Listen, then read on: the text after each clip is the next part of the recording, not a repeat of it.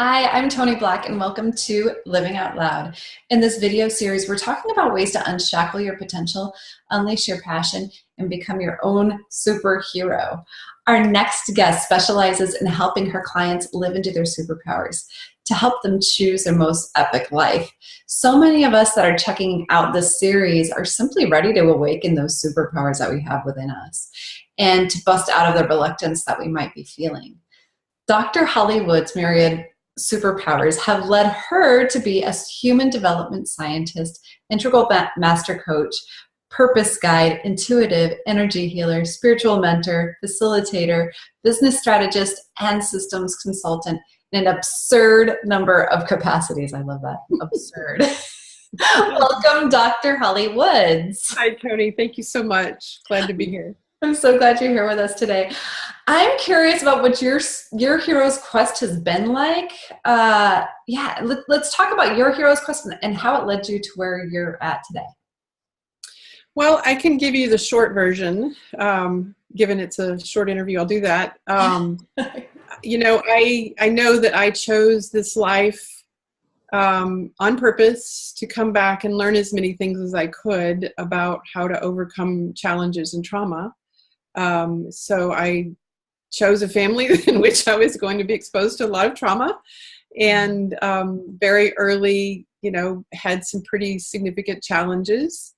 And in my teens, I started uncovering that, I'm going to have to learn how to recover from all of this. So started really early, very early age, beginning to examine what was going on in my life that might be different than what other people were experiencing, because not everybody I knew had the same kind of experience I did. I'll step back a minute and say that I had this really strong connection to the divine. At that point, it was to God and Jesus. I grew up Christian. And so I knew that there was much more than me, and I came in very connected and always had this little voice that was back here talking to me, which kind of kept me sane, believe it or not. Most people don't think about having voices in your head as keeping you sane, but it helped me know that there was more beyond me than just the current experience of my childhood and adolescence. So I had to wade through, just a boatload of trauma my first several decades of life, which never ceased, and my quest to never quit searching for answers to resolve it was sort of in parallel. So I kept having traumas, and I kept trying to figure out how in the world to survive them, and literally spent about 30 years on and off depressed and suicidal, which, I just kept waking up thinking, I'm still here. One more day, and I've made it another day. And eventually figured a bunch of stuff out. It was really probably in my 40s that I started actually being able to apply it. I'd been doing coaching on and off for since my 20s, and in that process just figured out both my own life and how to work with people. So it's been a meandering journey. I've been on a lot of different parallel paths trying to figure out how to survive life, and glad to say that I did, and really happy to also have at my fingertips a number of techniques that I use in my own life and with my clients. That's so awesome. So I know that you specialize, your thing is the superpower thing. So what would you say are your superpowers? I'm just curious. Well, they're related to my own purpose. And my purpose is about seeing the truth of who people are and speaking powerfully to that, and then helping people look at the shadow, which is the gift and the challenge, and then walking them into a future. So some of my superpowers are about being able to see people. So I am an intuitive and an empath, and I have all the clairs, and I'm so connected that I can look at someone and generally have a sense of who they really are, their essence, their innate superpower. So I see into people very deeply, and also I see the gift, and I also see the shadow. And so I'm able to very compassionately like, with kind of like a surgical knife, but it doesn't hurt. So I go in really deep to both of those places and can hold people with compassion and love and say, all right, this is where you're going. And this is what's keeping you stuck. And let's work on these things so that we amplify your power and also work on the thing that's keeping you held back from being in your full potential. I speak powerful truths. I'm a truth teller. I think I've probably, been beheaded probably a dozen times in other lives. And so I've learned to speak very carefully and thoughtfully to people, regardless of whatever powers they have, because we each need a truth teller in our life. And so that's another superpower. And I'm also a manifester. So I both make things happen in my own life, and I can help people move, both quickly and thoughtfully and one step at a time into their own power, into actionable lives. Yeah. I love that you're able to just like crystallize like all of that stuff. And I know that like all of us have that within us too. And so how do you bring that out in your clients? And what is the origin of superpower? The origin of my naming superpowers? I'm not sure I understand your question. I'm just thinking like, how do you kind of like help people see their superpowers? Help people see theirs, yeah. Okay. So I have a number of techniques. Some of it is, taking people into the imaginal realm, doing guided visualization. Some of it is intuitive. Some of it is very practical. I have them do exercises looking at what I call the whispers of their life. So what have they been fascinated by and curious about and engaged in, and what have been their heartbreaks and the challenges and, their relationships. So, and then I also have them, I'm a scientist as well. So I actually call all of these things data. And in science, we collect a number of kinds of data, and then we look at all of it and synthesize. You call it triangulating data. So I help my clients actually collect a number of kinds of data, and we pull it all together. It's way more fun than that sounds. But so there's really practical, really deep, intuitive, spiritual, pragmatic. There's just a number of different ways that I help people see themselves. So I can both project what I see, but I also want people to have the visceral, somatic, energetic experience of themselves so they can own and claim that capacity, that purpose and superpowers. One of the things that I have uncovered in my work, and I've been doing this kind of work for about 12 years, this particular kind of coaching, is I really help people imagine the inconceivable version of themselves, and then they get a connection by gaining a desire for living into that, and then to believe that's possible. And then we work through the stuff that keeps them from going there. And then the action comes later. Love it. I love it. So what are some tips that you have, some good practical tips maybe that you could share with us today for stepping into our own superpowers? So, some of the most common things that you may hear people talking about are what are the things that you have enjoyed, that inspire you, that feel creative, that you've been in flow about. I spend a lot of time helping my clients figure out when and where they've been in flow, what have been the actions.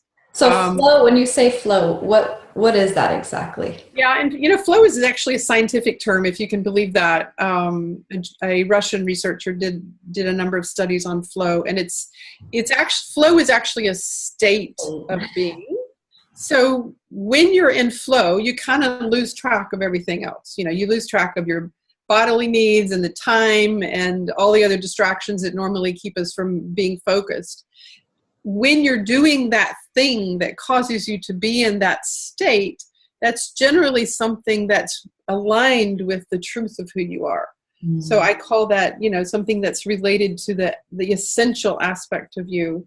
And so flow is the actual product of being on purpose or being aligned with your superpower.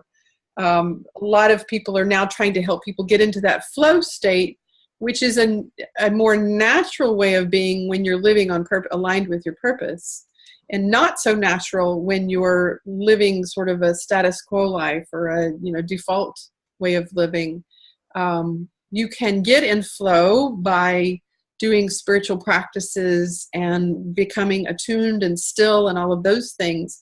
But generally, that happens on a cushion. So I try to help people find the places in life where they actually are in flow as they're being and doing in life, because we can all be in flow on a meditation cushion. It's much harder to be in flow in the real world. Mm-hmm. So that's actually what I try to help people do, is what is the thing that's going to cause that state of being when you're in the real world. And so finding the things that you've been in flow will give you some sense of purpose. Another way to think about it is when you feel like you're playing. If you're doing something and it's fun and it feels frivolous and, oh, I could do this all day, that's a good sign that there might be something related to your purpose. I would also suggest that listening to your guidance and your intuition are really important tips for gaining access to your superpowers. So if you don't yet have access to the messages of your inner voices or cosmos, God, however you want to call it, gaining access to your guidance would be a really important step. So what would be a good way to do that? A good practical way to go about stepping into that intuitive, into listening to guidance. Mm-hmm. Yeah. Practical and guidance don't necessarily fall in the same continuum. It's not something that happens overnight. I mean, literally, I probably, I do actually teach my clients how to listen to guidance. And so one of the methodologies that I teach is what I call the first thought method. And we all have access to our intuition. We just often shut it down and don't listen to it because our ego is so present and so wants to keep us in charge and in control and not listening to things that feel irrational. I can always tell. I can usually tell when it's intuition or guidance because it's telling me to do things my ego says, oh no, we don't want to do that. Yep. Like, that's not comfortable. I don't want to do that. So this first thought method is really simple. And basically, if you start with simple things like, what am I going to have for lunch? Or, what book am I going to read today when I go to bed, if you read at bedtime? Or what movie should I see? And so ask the question, get really, really still inside. Ask the question. And the first thought that pops in is your intuition. Second, third, fourth, fifth thought are probably your ego. But that very first one that you tend to ignore because it may not make sense or it may not be what your preference is generally your intuition. And it takes actually several weeks to get this down because we just usually don't pay attention to those voices. And you have to be really, really still inside to actually let them come in. So we cogitate our monkey brains. So that would be sort of a practical. It does take a little bit of effort. Yeah, it really does. Yeah, and I know that I've been practicing with it as well because it's so easy, especially if you've gone the academic route and I know that I did. And so, getting my master's degree and all that fun stuff. So it was kind of like, nope, it's got to be this way. And this is my thinking brain. And I've got to pay attention to the thinking brain. And of course the ego gets involved in it. Yeah. It's really, and generally, unless you're doing really deep cognitive work, there is a lot of work on the planet that does require, our full access to our prefrontal cortex. We're better off turning the brain off because we don't necessarily need the alpha brain waves to do most of our work on the planet. So actually, one of the things I also do is teach my clients to access different brain waves because we're so predominantly beta and alpha in this culture that most people don't have access to the theta, delta, gamma, which is literally where our intuition resides, in our biologic bodies. I'm totally of the we have these massive energetic structures that also support us. But our brain, which is housed in our body, has access to different brain waves that we don't even use, you know, so, Yep. Yeah. so much we don't use that we have access to. Yeah, it's so fascinating. I love it. So I know that you have a special gift. I can't believe that the time is already Wow, that was fast. I know, seriously. So, but I know that you have a special gift for us. Can you tell us what that is? And Yeah, so I've put together a list of 10 sure strategies that I use with my clients to help people sort of get a sense of what it's required to move into your superpowers, to step in. And generally I try to help people understand that, you know, moving into superpowers isn't going from 0 to 60. It's a step at a time, day after day after day. It requires some level of commitment to wanting to live a life that's more potent and powerful and impactful. But it doesn't have to be overwhelming. It's not like you're going to put on your cape and go jump out of a window to save a. not advisable. Like save Gotham. It's not like that. It doesn't have to be hard or look good. And I like that. It doesn't have to look good. Yeah, it doesn't have to look good. That's something I know I'm dealing with right now. I'm like, it doesn't have to be perfect. Just do it. Yeah. So I've put together this ebook called 10 Sure Strategies to Step into Your Superpower. And I'm actually also offering a free session with me to get some sense of your initial superpowers, because I have access to intuition, and I want to bring as many people as I can into alignment with their, biggest, boldest, most powerful, impactful self, one step at a time. I'm giving away a free session for anybody who wants to sign up. Super generous, super generous. So the link for that is going to be right underneath this video. Great. And so they can click and they can get right over there. Yeah, and the link for the session is actually on the thank you page that comes after you sign up to get the book. Okay, awesome. So on the thank you page after you click for the book. Got it. And is there anything that you'd like to leave us with before we go today? Yes, thank you for asking. And I think the thing that feels most alive for me is that I really want to encourage people to imagine that this inconceivable possibility really does exist for you. Mm-hmm. We all came back to the planet right now to offer our very special, unique gifts, our superpowers. And each of us has them. It's not like I deserve to have superpowers and you don't. Everybody has them. We all have them. Mm-hmm. We just do. And we typically can't imagine them because we live these particular lives in these contexts with these cultural constraints and expectations and responsibilities and commitments that we just can't seem to imagine ourselves past. And when you can tap into the vision of who you really are, you're like, whoa, that's so much bigger than I thought I was. And I can't even imagine that's true. And it's not that hard. It's not hard, and it actually doesn't have to look good. And it doesn't have to take years. People think, oh, I have to go into the desert and crawl on my knees for a year, or travel to India not to belittle going to India in any way. But we don't have to actually go anywhere to find your way to that place. It's right here. It's inside. It already exists, and we know it innately. We just don't listen. And so it's really simpler than you can imagine. I know I'm the whole superpower woman, but I'm kind of making fun of it because we all have it, and it's not that hard. It's already here.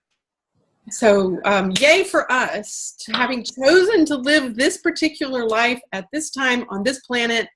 And we can do this. We can do this. I know we can. Yes. Thank you so much. And see, we all got superpowers. I love it. And it is so much easier than. Thank you, Toni. I think it is. Thank you so much. This has been so much fun. I love talking about this stuff, and I think we could probably go on with this forever, but there's time. So thank you so much. I want to thank you, Dr. Holly Woods, Holly, for joining us. And I also want to thank you, the audience, for joining us as well. And don't forget to check out all of the other videos here in the Living Out Loud series. And until I see you again, keep living out loud.